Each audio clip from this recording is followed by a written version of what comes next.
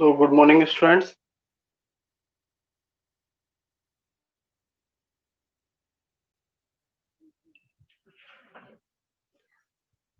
हम लोग जब लास्ट क्लास में मिले थे तो हम लोग बात कर रहे थे integrated rate law. Integrated rate law जिसका डेरिवेशन हम लोगों ने जीरो ऑर्डर और फर्स्ट ऑर्डर रिएक्शंस के लिए निकाला था। हमने के रेट कांस्टेंट का फॉर्मूला तो डिराइव किया ही था। इसके अलावा हम लोगों ने फर्स्ट ऑर्डर और जीरो ऑर्डर के लिए हाफ लाइफ जो है उसका फॉर्मूला भी डिराइव किया था। तो आज हम लोग उसी के बेसिस पर, उन फॉर्मूला के बेसिस पर क्वेश्चंस न्यूमेरिकल सबसे पहले करेंगे। जैसा कि आप लोगों ने देखा था कि फर्स्ट ऑर्डर के रेट कांस्टेंट के फॉर्मूला में लॉग जो है वो आपके काम आ रहा था। तो लॉग टेबल मैंने कहा था आप लोगों को तैयार रखनी है। 11th क्लास में सिखाया गया था आपको लॉग कैसे कैलकुलेट करते हैं। तो आपकी हेल्प के लिए मैंने जीरो ऑर्डर और फर्स्ट ऑर्डर की रेट कांस्टेंट और उनकी हाफ लाइफ जो है उनका फॉर्मूला आपके सामने लिख दिया है। चलिए कुछ क्वेश्चंस हम लोग परफॉर्म करते हैं।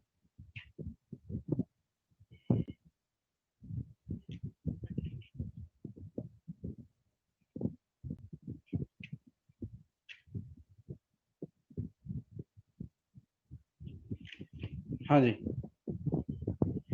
क्वेश्चन लिखिएगा। और मैंने आप लोगों को शायद एक और होमवर्क दिया था कि भाई आप लोगों को जीरो ऑर्डर और फर्स्ट ऑर्डर रिएक्शन के सारे एग्जांपल जो बुक में दे रखे हैं वो आप लोगों को लिखने थे। चलिए क्वेश्चन लिखिएगा। Decomposition of a substance is a first order reaction. Decomposition of a substance is a first order reaction. Is a first order reaction. Full stop. In in time, 200 minutes. In time, 200 minutes. The initial concentration. The initial concentration to capital M becomes 0.250 capital M. Initial concentration to capital M becomes 0.250 capital M. Full stop. For the reaction, calculate rate constant. For the reaction, calculate rate constant and half life. Rate constant and half life. तो आप लोगों को time दे दिया है। मैंने आप लोगों को बताया था कि इस चैप्टर के क्वेश्चंस में टाइम को आप सेकंड्स में मत कन्वर्ट कीजिएगा, जैसा है वैसा रहने दीजिए। इनिशियल कंसंट्रेशन दे दी है 2 कैपिटल एम और बता दिया है कि अब 200 मिनट बाद अब जो कंसंट्रेशन है वो रह जाती है 0.250 कैपिटल एम। तो ये फाइनल कंसंट्रेशन हुई। आपको रेट कांस्टेंट पता करना है और हाफ लाइफ पता करनी है। चलिए फटाफट से काम पे लग जाइए।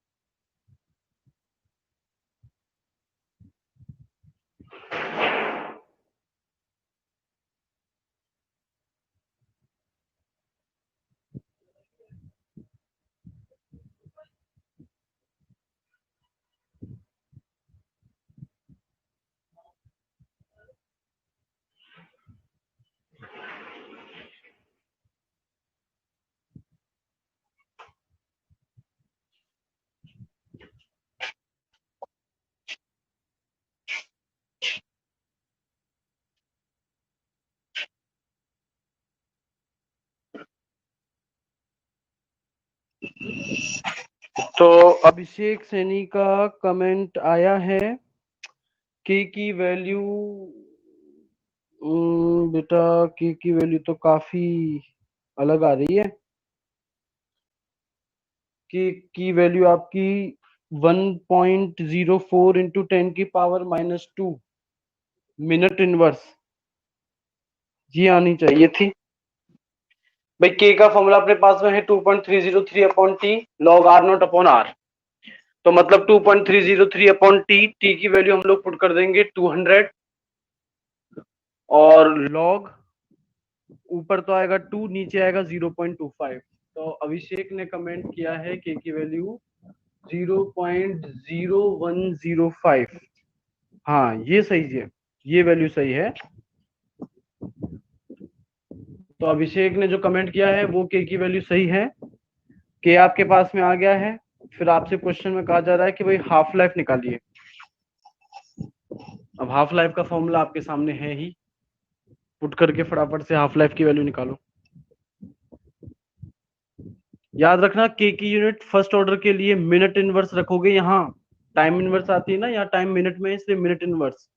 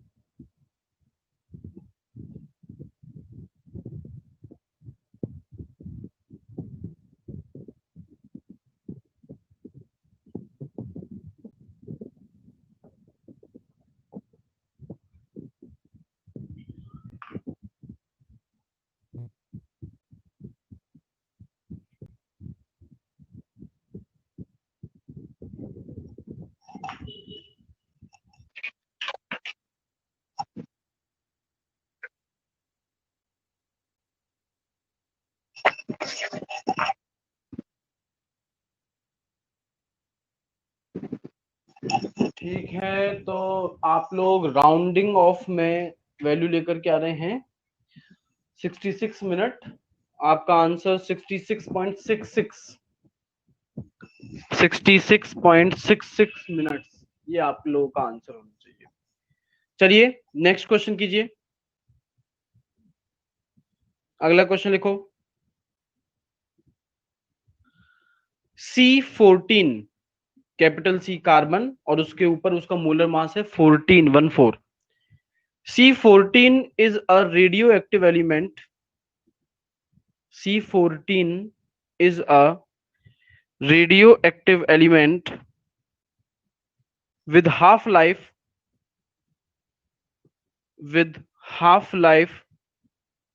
5730 with half-life 5730 years. 5730 years. Full stop. In a sample of wood, in a sample of wood, 80%, 80% C14 is found. 80% C14 is found. Full stop. Calculate the age of the sample. Calculate the age of the sample. अगर आप लोगों ने मेरा दिया हुआ homework आपने किया हो तो आपको वहां जरूर मिला होगा कि रेडियो एक्टिव रिएक्शन सभी के सब फर्स्ट ऑर्डर रिएक्शंस होती हैं। ये सारी की सारी फर्स्ट ऑर्डर रिएक्शंस होती हैं। तो मतलब ये जो रिएक्शन आपको दे रखी है फर्स्ट ऑर्डर है, इसमें आपसे एज ऑफ द सैंपल का मतलब है टाइम, आपसे टाइम पूछा जा रहा है। टाइम कैलकुलेट करने के लिए आप लोगों को सबसे पहले चाहिए के, और वो बड़ी आसानी से कैलकुलेट हो जाएगा क्योंकि इसने आपको हाफ लाइफ दे दिया है। हाफ लाइफ का फॉर्मूला है 0.693 अपॉन के, यहां से आप सबसे पहले के निकालेंगे, फिर जो के का फॉर्मूला है 2.303 upon t log r not upon r, इसमें के की वैल्यू पुट करेंगे, आर नॉट की वैल्यू 100, और ये कहता है कि 80% पाया जा रहा है, तो यहां आर क्या लिया जाएगा, बताइए आर क्या लिया जाएगा। क्वेश्चन कह रहा है कि 80% कार्बन पाया जा रहा है, आर नॉट अगर 100 लोगे तो आर क्या लिया जाएगा।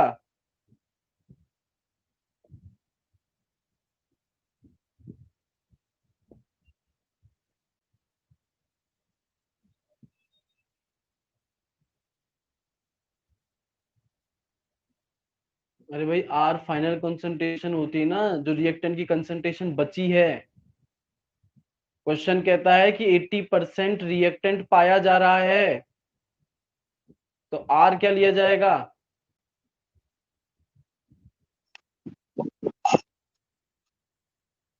अरे अभिषेक 20 क्यों लिया जाएगा यार, क्वेश्चन में आर क्या है, फाइनल कंसंट्रेशन, जो रिएक्टेंट की कंसंट्रेशन बची है। क्वेश्चन कह रहा है कि 80% पाया जा रहा है, तो 80% बचा है ना, तो आर 80 लिया जाएगा। यहां से तुम्हें टी निकालना है, निकालिए चलिए।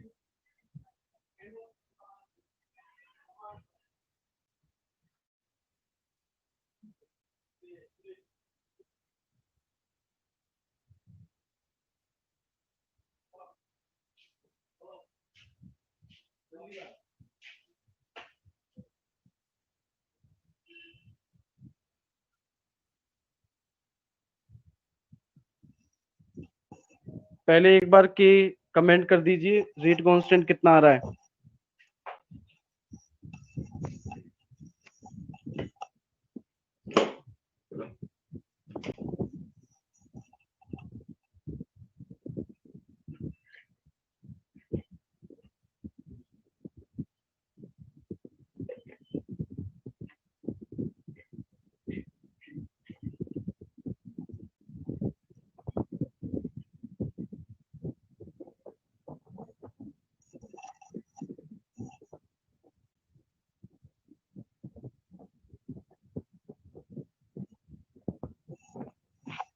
लॉग की आइडेंटिटीज आप लोगों को आती होंगी, तीन आइडेंटिटीज आपके काम की हैं, आपको पता है 11th क्लास में भी हमने किए हैं क्वेश्चंस लॉग के।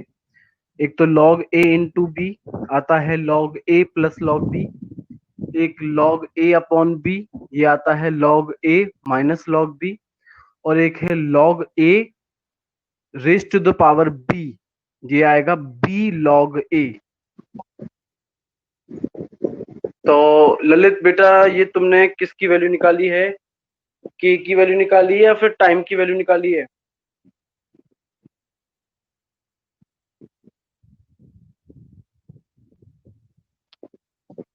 के की वैल्यू निकाली है। नहीं बेटा के की वैल्यू गलत है, के का तो सीधा सीधा फॉर्मूला तुम्हारा यहाँ पे आ रहा है ना, 0.693 अपॉन 5730,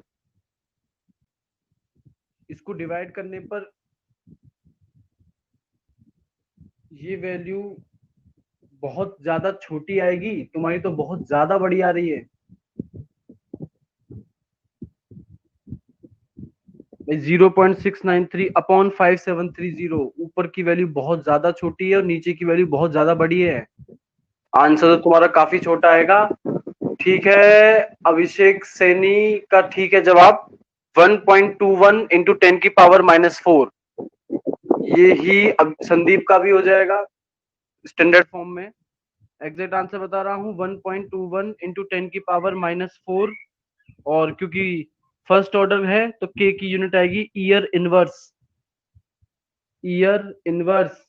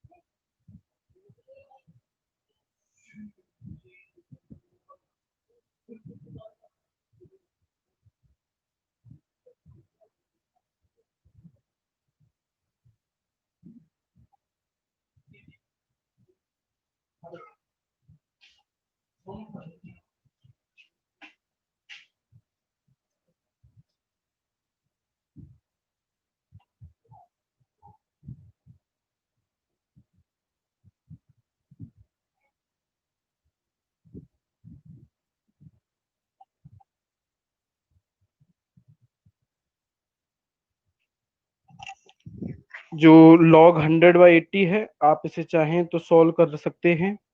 log 10/8 रह जाएगा।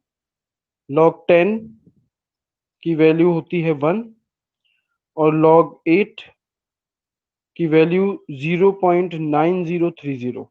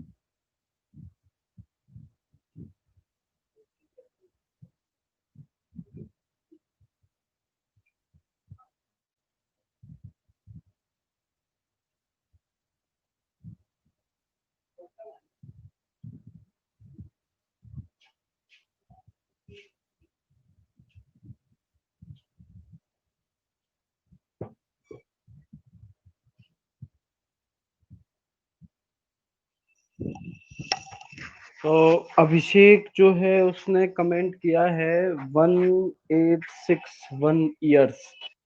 अभिषेक तुम्हारा लमसम आंसर जो है वो सही है, एग्जैक्ट आंसर है 1.8 sorry 1846 years 1846 years है ना। तो क्योंकि हमारा वेरिएशन ज्यादा आ रहा है तो अच्छा होगा हम लोग इसे स्टैंडर्ड फॉर्म में लिख दें। स्टैंडर्ड फॉर्म का मतलब कि तुम्हारा आंसर हो जाएगा 1.846 इंटू 10⁻³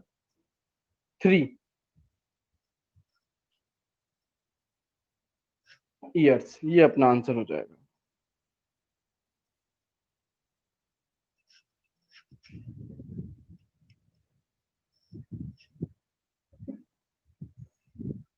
चलिए नेक्स्ट क्वेश्चन लिखिए।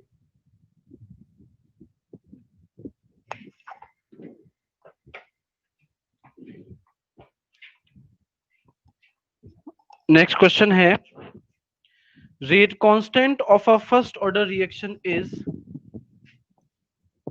rate constant of a first order reaction is 60 second inverse 60 second inverse full stop. What will be the time required in which what will be the time required in which 1 by 10th time required in which 1 by 10th of the initial concentration 1 by 10th of the initial concentration of the reactant will be of the reactant will be of the reactant will be left unreacted।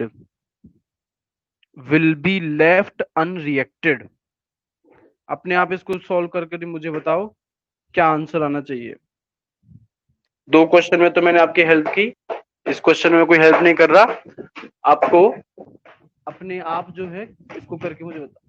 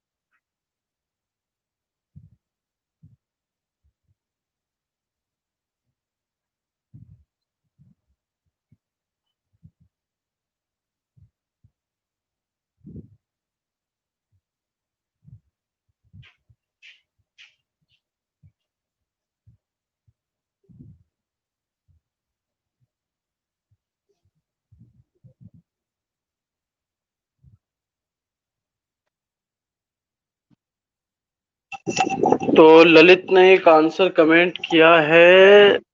नहीं ललित बेटा, numerical terms तो ठीक है पर decimal तुम्हारा check करो। एक second. अच्छा 0 ठीक है बेटा, ललित सही है तुम्हारा जवाब। 0.038 0.038 सेकेंड्स। एक क्वेश्चन कह रहा है कि 1/10 बचा है, मतलब अगर आपने इनिशियली 100 लिया था तो 100 का 1/10 जो है वो बचा है। 100 का 1/10 10 ही आएगा, तो ऊपर 100 नीचे 10, मतलब log 10 की वैल्यू होती है 1, तो मतलब आपका बचा 2.303/60।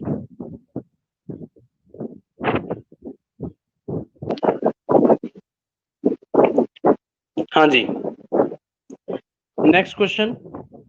ये प्रूव करने के लिए क्वेश्चन आपको बहुत बार आता है, क्वेश्चन लिखिएगा।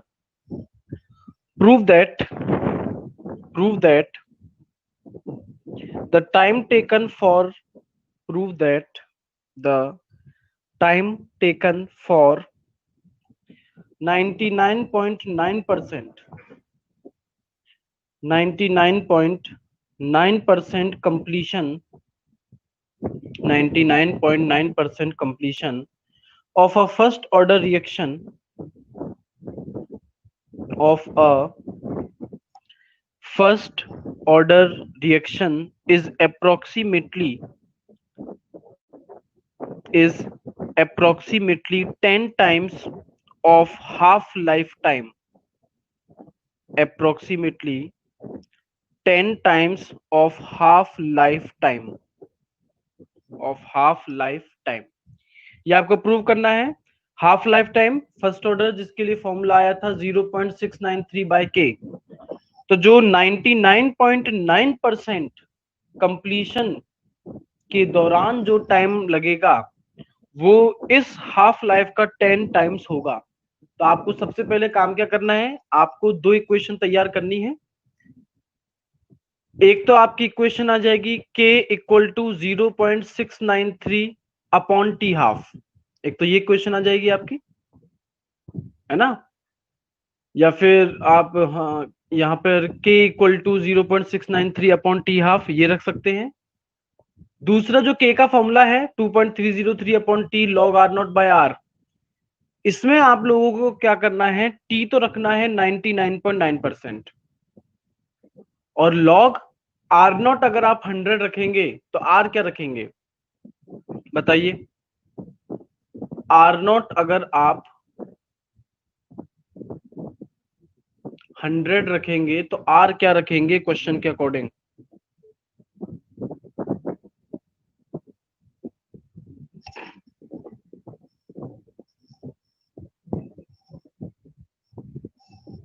बताइए, क्वेश्चन कह रहा है कि 99.9% कंप्लीशन,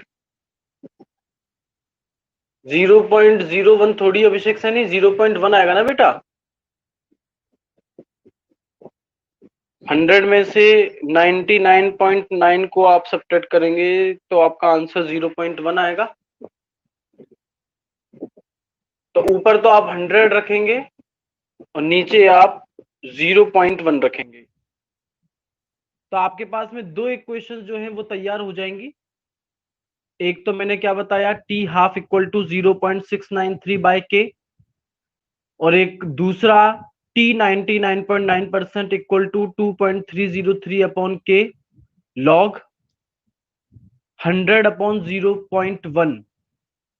इन दोनों इक्वेशंस को आप डिवाइड कर दीजिए, इन दोनों ही इक्वेशंस को आप डिवाइड कर दीजिएगा और उसके बाद में आपका आंसर लगभग प्रूव हो जाएगा, अप्रोक्सीमेटली 10 टाइम्स ही आएगा। चलिए करिए और बताइए प्रूव हुआ या फिर नहीं हुआ। एक तो आपको t 99.9% का इक्वेशन तैयार करना है, t 99.9% equal to 2.303/k log 100/0.1, और एक आपको t हाफ का इक्वेशन तो पता ही है, t half equal to 0.693/k।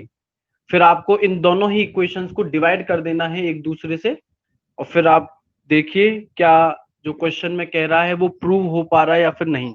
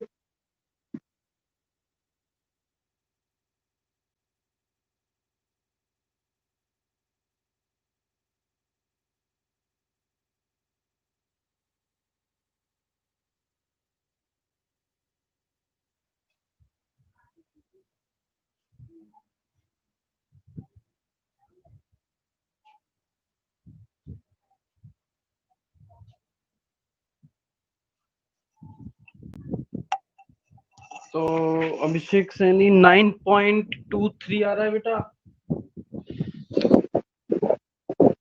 देखो मेरे हिसाब से t 99.9% upon t half equal to आना चाहिए 3 अपॉन 0.3010, जो कि अप्रोक्सीमेटली 9.9 के आसपास आना चाहिए।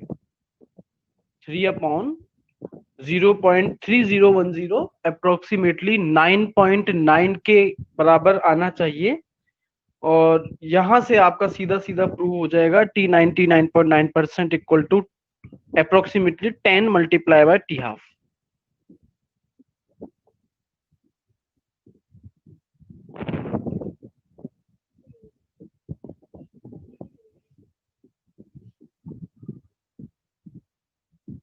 ये आपका आंसर होना चाहिए। लास्ट क्वेश्चन करेंगे हम लोग, फिर हम लोग नेक्स्ट टॉपिक पर चलेंगे। लास्ट क्वेश्चन है, रिएक्शन लिखिएगा। N2O5 gives 2NO2. N2O5 gives 2NO2 plus half O2. N2O5 gives 2NO2 plus half O2. लिखिएगा।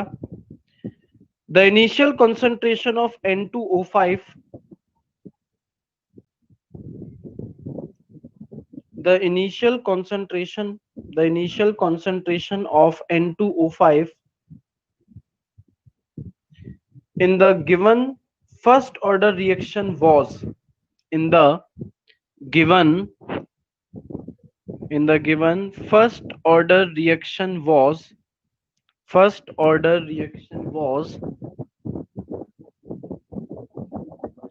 1.24 into 10 raised to the power minus 2. 1.24 into 10 raised to the power minus 2 mole per liter. Mole per liter.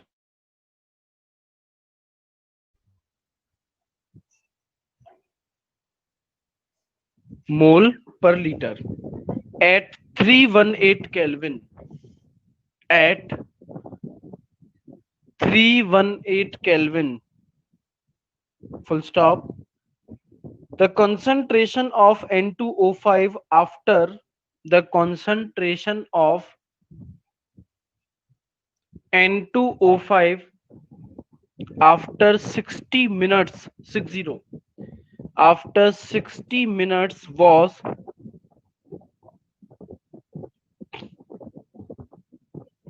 0.20 into 10 raised to the power minus 2.